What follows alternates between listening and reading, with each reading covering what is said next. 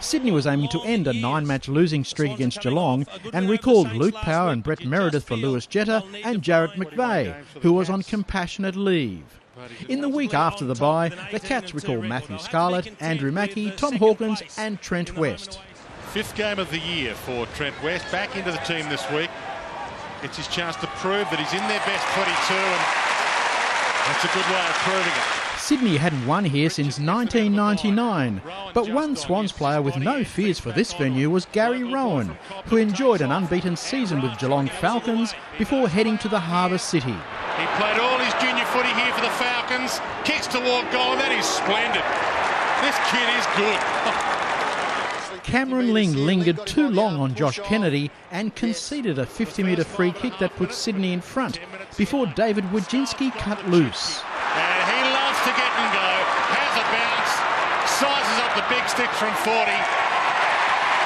Cats are back in front. Geelong frittered away the 16-10 advantage of inside 50s, while another 50-metre free kick proved a piggyback for Meredith to put the Swans in front. For the lead. And he hits that sweet. The Cats down at quarter time for the first time this season.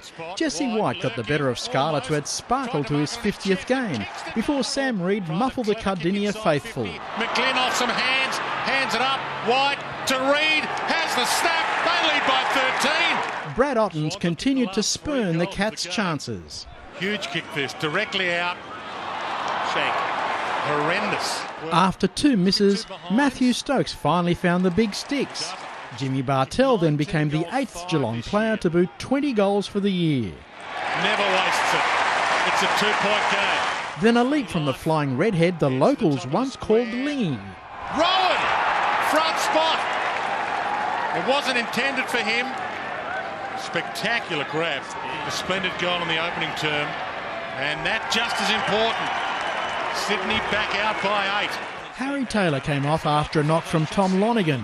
Shannon Burns took up the fight for the Cats, before Ben McGlynn's speed out of traffic triggered the Swans' final salvo before the long break. Floats it over the top. Jude Bolton to make them pay! Right between the eyes! At half-time, Sydney 7-5-47, Geelong 5-7-37. Ling drove in the opening goal of the second half. Burns continued to make an impact for the Cats, while Adam Goods hit the post once and missed another before he snapped to restore a 2-goal lead. Parker gets it out, this time Goods spins it around, splendid!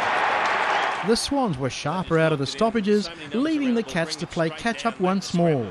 McGlynn, who's had an outstanding day at the office, and it's getting better! Biggest lead of the game, Sydney by 17! Jimmy Bartell and Daniel Menzel booted majors in a minute to get Geelong within a kick. Grundy, caught, had Pryor, off hands, Menzel! Ottens gave away a free kick and Shane Mumford lined up against his former club. From 30, he squeezed it in! Calamity for Captain Cameron as the Cats turned for home, trailing by 11 points. 15 seconds into the final quarter, Geelong's task got harder.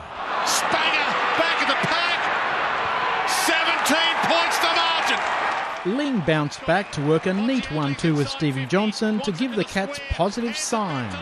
Can the captain kick one from 40? Here's a nerve settler! Parker potted the Swans ahead by 17 points. James Podsiadly locked claws with Rowan as the intensity in the match reached another notch. Parker then popped in his second. Mumford gives it up. Rowan to the square. White can't chest mark it. Parker! Biggest lead of the game! A high fend from Alan Christensen on Jude Bolton gave the Swans a match-winning 27-point lead with less than 9 minutes to go. And the long run of wins could be over. Cats fans couldn't believe what they were watching. The team that won its previous 2 home games by a total of 336 points was cut down to size. Geelong's first home loss since the corresponding weekend 4 years ago as the Swans sealed a spot in the top 8. Full-time Sydney 15-9-99, Geelong 12-14-86.